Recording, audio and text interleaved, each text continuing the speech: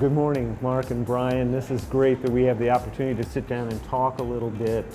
I'm new to the Product Center, in fact, brand new, and I understand that not only do you have a terrific business in Westbourne Market, but you have a long history with the Product Center. Could you tell me a little bit about Westbourne's story? Business began in 1963 with my father and my uncle. George and Andy Anna Spigen began the business in West Dearborn. They each ponied up $1,500.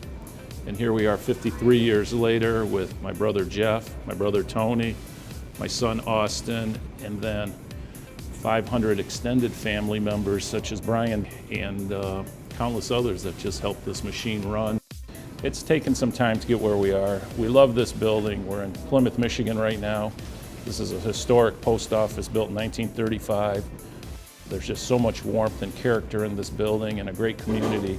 I think the area fits our brand and our commitment to quality, just as the neighborhoods do around here. I think our business is a lot like small family businesses all over the country, and certainly all the artisan producers that are making the products here in Michigan. There's peaks and valleys, there's high points and low points. I think what our commitment to quality and caring about the product and the people is really, again, what gets us through the day and the week and the year. And it's the same thing that's going to happen to all your producers that are with the Product Center. They just have to keep working it. It really is a marathon. It's not a sprint. One of the things that I'd like to talk about is the next SKU can be you. It's something that I don't know much about as the new Product Center Director, but it sounds very exciting. Could you tell me a little bit more about it and why it's so important?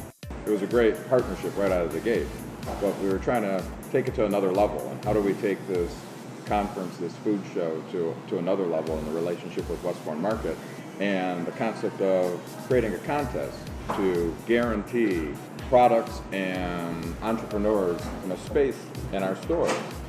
So clever name, next SKU could be you, and then we take a complete buyer team to the conference now, and we walk the floor, we talk to all the producers, we taste the product, we have conversation, and then as a committee we select, some years it's one, some years it's been up to 3 products that we select as the winners or best in show. The next SKU could be you, and we guarantee them shelf space in our stores for the next year. It allows us to get behind product at the store. We tell all of our staff about it. We explain to our guests that these were handpicked by our buyer team and what's great about it.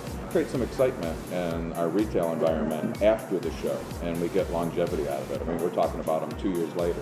If you were to give some up-and-coming entrepreneurs some advice for how they should approach their work, what would you tell them?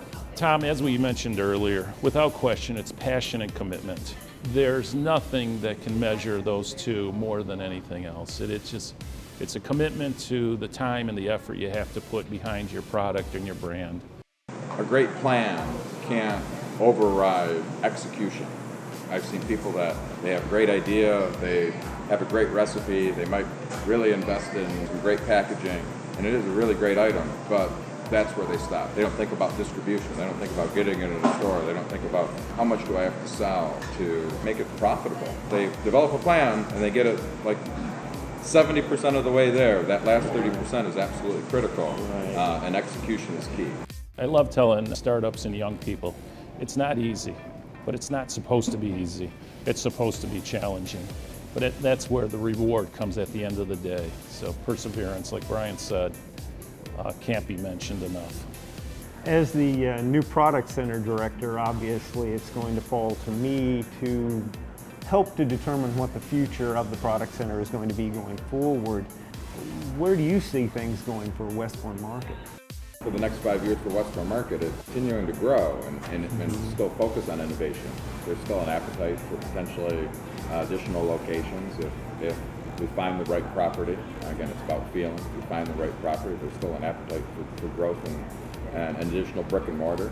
There's going to be a greater focus on separating ourselves from our competition, which we believe is product development within our stores. Mark and Brian, it's been a sincere pleasure to have this opportunity to sit down and talk with you, and we're very much looking forward to presenting you with the Director's Award at Making It in Michigan.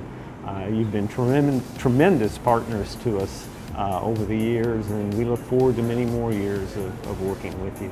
I'm Mark Anaspigian, And I'm Brian Bandick, and we're thrilled to win the Directors Award. on behalf of MSU Product Development Center.